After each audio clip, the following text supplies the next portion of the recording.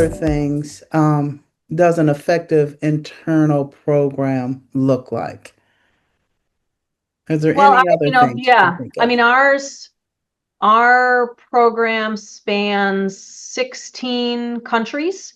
Mm, Uh, Depending on the level, we might have 600 professionals up to 750 professionals. We have three local languages. hmm So it's thinking through how we can increase the learning retention and how we can really involve our learners who are, like I said, virtual. So that, that's a big part of what we do. I think also is we have inside our firm, we have a group that's called clients and markets. And in clients and markets, they really focus on uh, being facing the market and really supporting those functional teams with commercial efforts. And so they are great partners for us.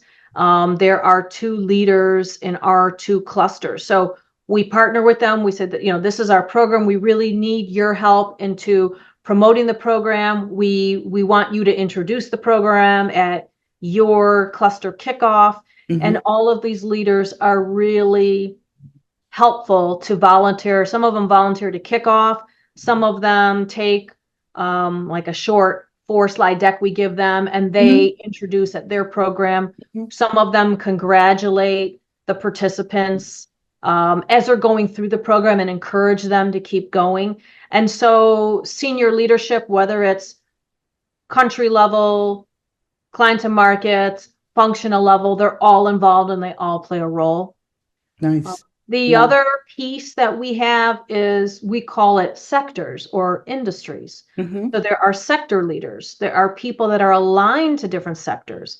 And so we will have sector leaders speaking at our live learning event in November, hmm because that's something that our participants also need to learn. So imagine you have to understand your function and the service offerings, but they're also, what's happening inside your particular sector or industry. You need to be able to bring those sector insights to your client. hmm And so we have, we're very lucky that as a global firm, we have sector insights that come from a particular team that we can share. We have our sector leaders who are open to participate. And so that kind of sector focus also runs through the program. So there's a lot of moving parts. We have a core team of 6 of us, hmm that have been working on hmm these two different programs for over a year. And we're really passionate about it. And, like I always say, being in learning and development and part of talent and culture, right? I don't sell work, but this is my contribution to growing the firm. hmm And we feel really strongly that we are helping to earn client meetings, hmm to identify opportunities hmm for our professionals with their targets and their client organizations. So we feel really good about the contribution that we're making Good. in learning and development. I see. I see.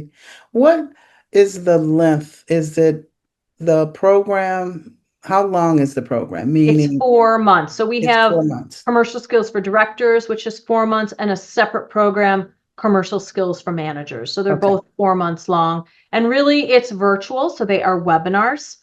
And we are tracking KPIs, hmm and all the participants know. So KPIs could be you're attending the webinar, you watch the recording, what we call practical assignments, which is homework. You're completing the Yeah. practical assignments. You're talking to your performance manager about what you learned, or you're asking your performance manager for feedback. We do performance manager debrief sessions, so they're all hmm aware of the program. And so we track it all along the way. We also have a CRM, and there are certain countries that have access to the CRM.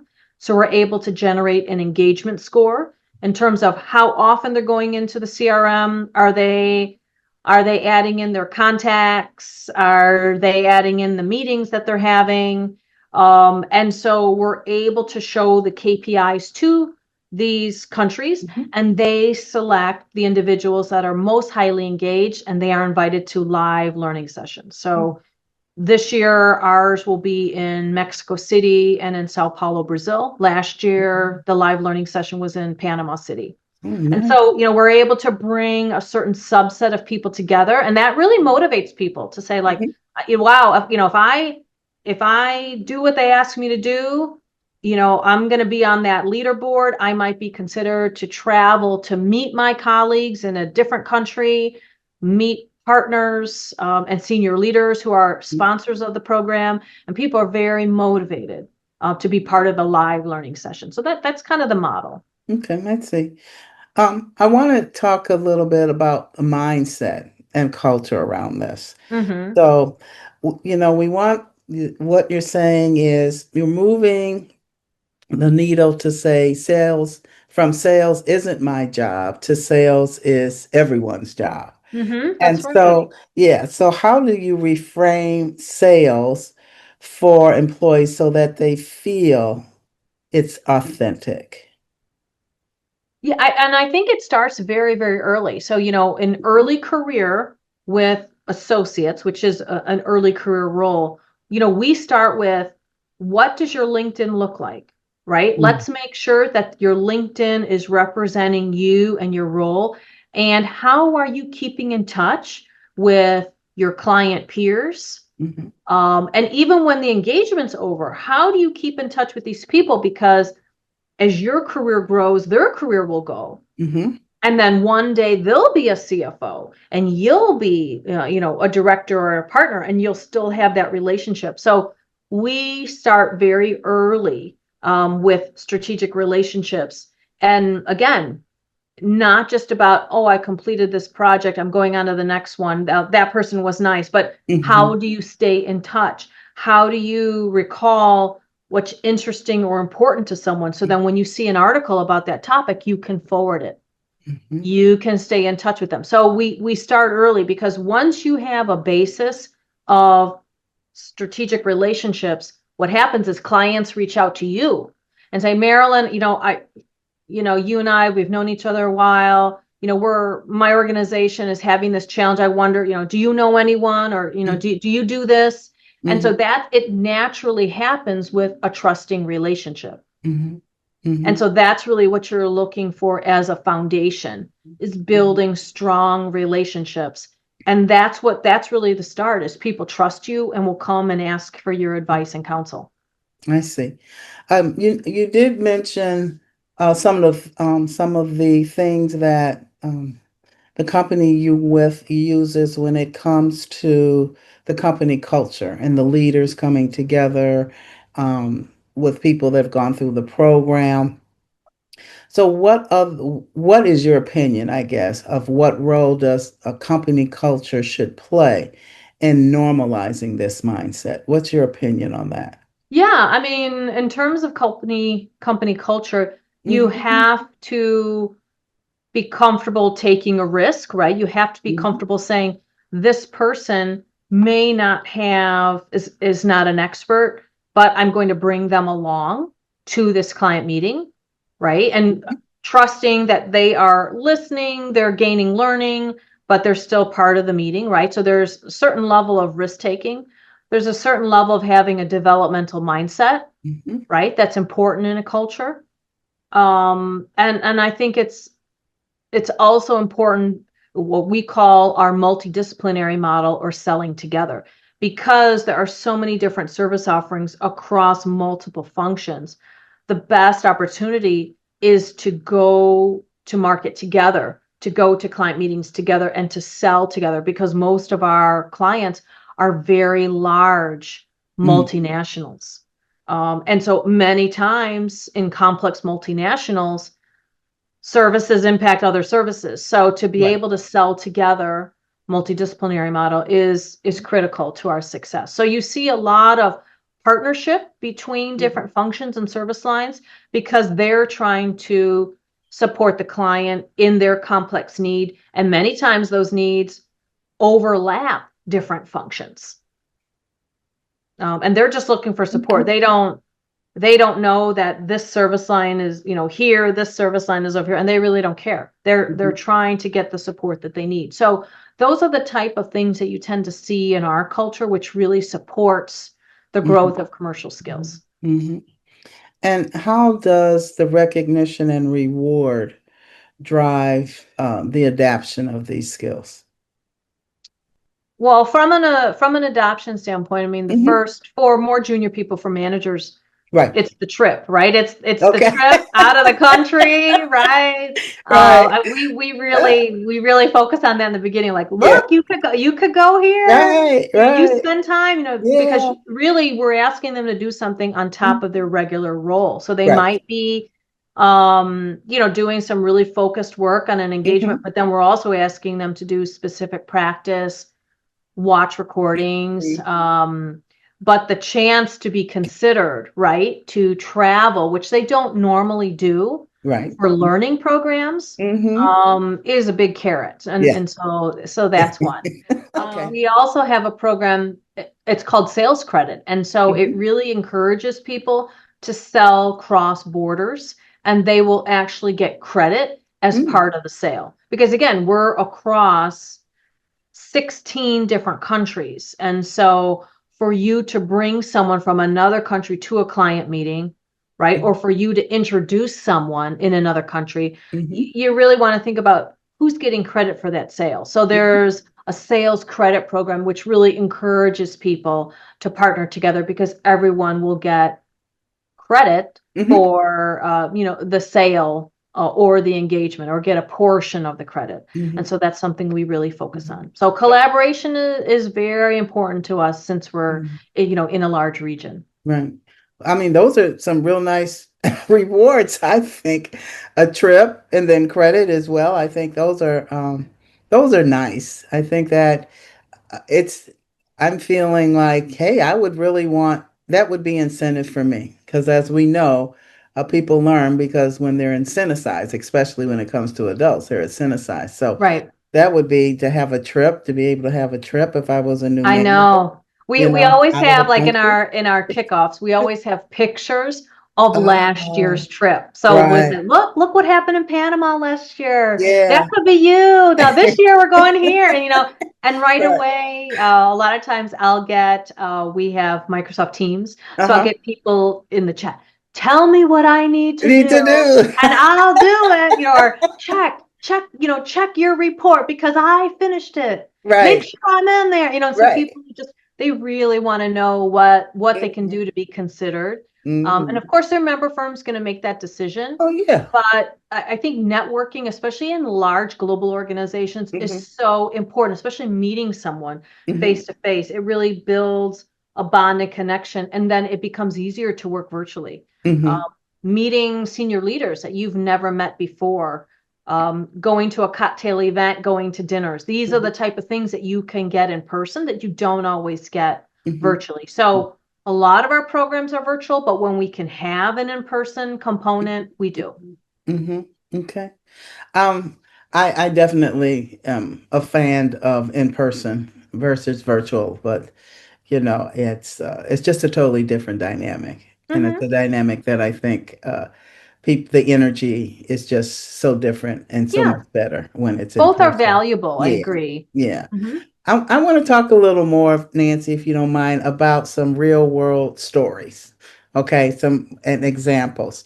So, and I know maybe you talked about this, I'm not sure, but I want to ask, can you share a story where a non-sales employee strengthened a client's relationship? Well, probably that would be the last role. So not Hmm. this role, but the role Hmm. I was in last.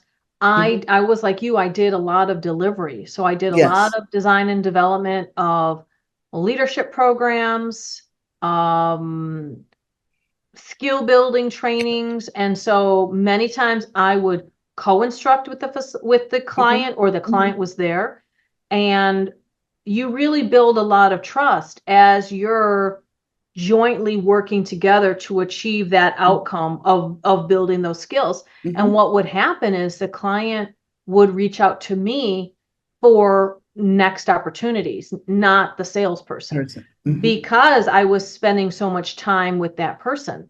Or would call me and say, I was thinking of this. What do you think? What do you Hmm. see in other clients?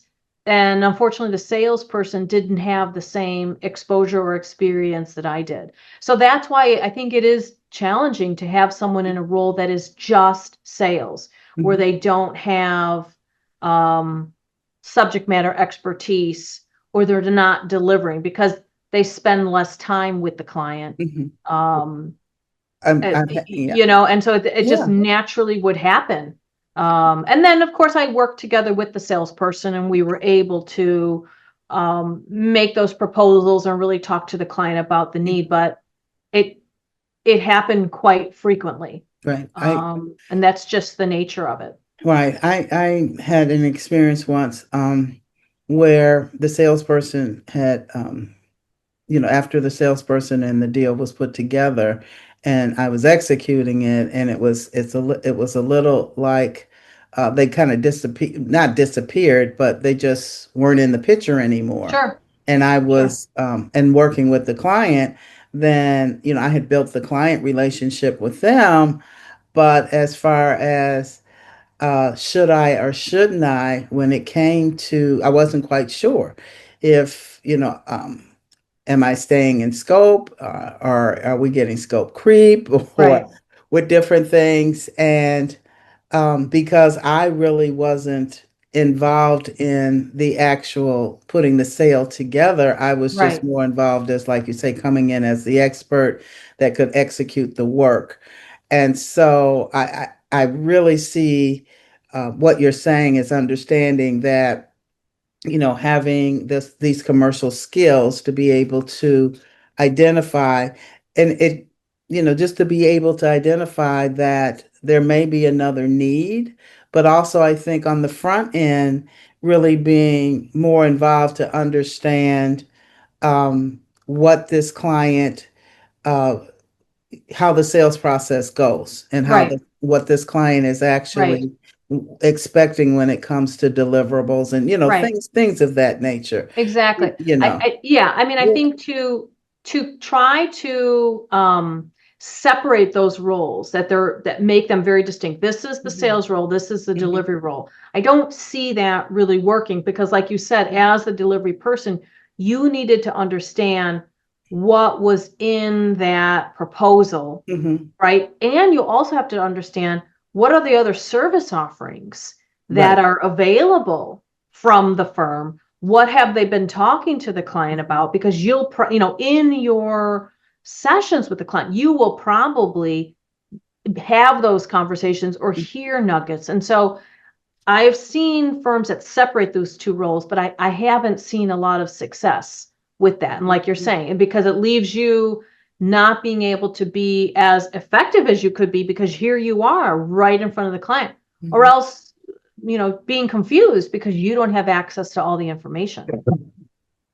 So, how, based on that, Nancy, I guess my question would be, I'd like to kind of talk a little bit about how have clients with this program, how have clients responded when they see this deeper commercial awareness from the employees? How have Yeah, clients yeah. responded to that?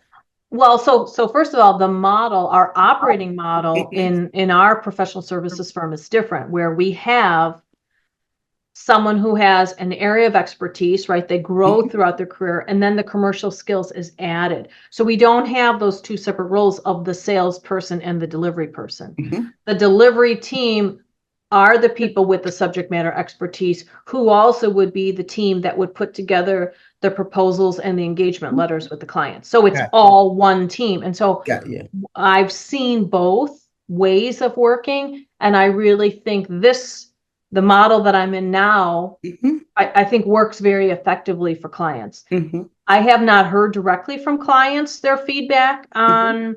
on people's advanced commercial Mhm. skills, but our for the director program, our goal is to earn a client meeting. They identify a target or a client in the beginning of the program, and the goal is by 4 months, you're having a meeting with that client Okay. about that opportunity, and we call it, earning a client meeting. Right. Okay. So, that's so you and I have been in those types of organizations that have Mhm. those split roles. And I really, now that I'm in an organization that it's a combined role, I find it more valuable to Mhm. clients. Mhm.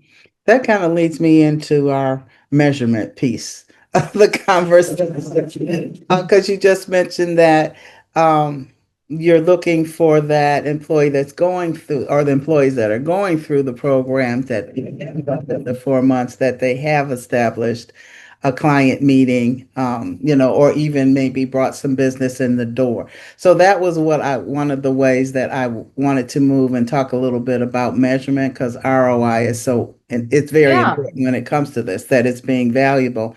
And we always want to measure, measure, measure, measure to see. So, what are some other best ways to measure the impact, both for the business and for the employee?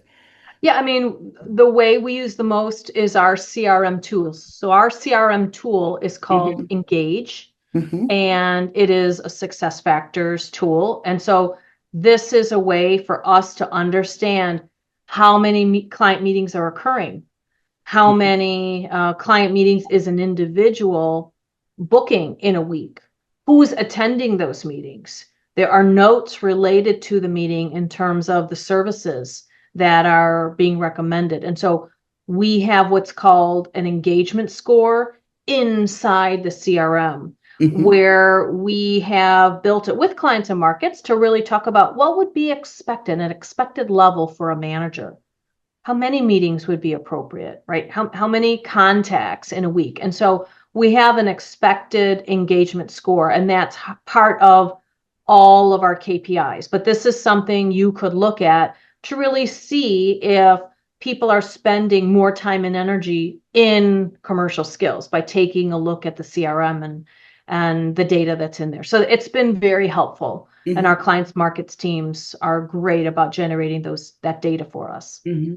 If I was the manager that brought in the business or the director that brought in the business, um, how involved would I be involved throughout that engagement?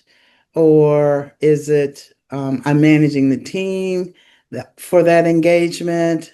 I'm still looking for another maybe external client at the same time. How does that kind of Yeah, it's kind of a mix, right? So Okay. depending on the size of the team, the Hmm. size of the opportunity, the partner and the director, they're always staying in touch with the client. They may be part of the delivery team Hmm. that is on site. They may have meetings and check in with the client at different periods of time. They're never not involved in the engagement. Sometimes there are more junior individuals or subject matter experts that are working on certain pieces, but still you have a director or a partner that's overseeing all of it and is responsible for the client relationship. Okay. So they're always there and they're always there to support their client. Mhm. Okay. Um, Nancy, I have two last questions for you. Sure. First would be, what advice would you give an organization that's starting to build these type of programs? Hmm. What kind of advice would you share with them? I think, the first thing, and this is what we learned, is start early with early career professionals in terms of how to build long lasting, trusting relationships, Hmm. right? Because they are going to be exposed to clients. And again, it's clients at their level. It's not the buyer of the service, but Hmm. it's clients at their level as they're working through whatever it is, whatever the engagement is. But that's critical for them to understand how to build long lasting relationships and why, Hmm. right? And I think a lot of times we don't build commercial skills till it's the person's role. Now you have a revenue target and now you have to sell, Hmm. right? Where it really should start very, very early. And I'd love to see it in MBA programs, in undergraduate programs. um, my son, he is a sophomore in college, Hmm. and he is a Division 1 athlete. He's a soccer player, and he got a summer job, and it's a job he's working on now, but it's really mentoring younger soccer players, really, as they're trying to get into Division I programs.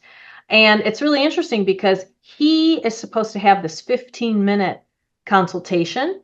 And in that 15 minutes, he is supposed to really be persuasive that this mentee and their parent will buy the 12-week package of Mm, his services. And so all of a sudden, here's this young, 19-year-old who's never had anything with commercial skills. hmm And him, he wasn't winning any of the work. And he's like, Mom, like, I really want to do this. My friend who's Division I lacrosse, he is winning the work, but I can't do this. And so we talked about, commercial skills. And the big aha was what he was doing is he was focused on the mentee, the student. Where do you play? What's your team? How old are you? What's your position? What's your favorite professional soccer hmm team? And just trying to engage, hmm right, with this young person. Right. But what we learned is the buyer of the service is the parent. That's The right. parent is the buyer. And so if he can focus on what their goals are, what their needs are, what their concerns are. And when he started to focus his conversation on the parent, he began to win the work. And so that's his little taste of commercial skills. Yeah. That's me, him as a 19-year-old. And I'm so happy he has this role because Yeah. he, in his small way, right, he's building commercial skills confidence and he understands who the buyer is and he's focusing on that. And so I'm very happy for him when he gets into his corporate life in a couple years. I think he's already going to have a piece of it. But I hmm think more and more, if we can have young people get exposed, create education, I think when we get to those roles that now it's a requirement for the role, people will be very comfortable and already have kind of a history of commercial skills that they can bring with them to the role. hmm Okay.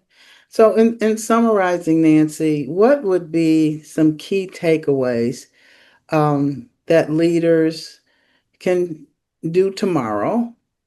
Okay. I know one you said is start early, an early career, but some other things that they can do to start to build sales and commercial Yeah, skills. I think, it's funny. I was talking to my son had a soccer game yesterday. I was talking to one of the parents, and we were talking about our children and what kind of careers they might have. And he Right. said to me, "Oh, my son's going to be in sales." I said, "Oh, why do you say that?" He said, "Oh, he has a really outgoing personality." Mm.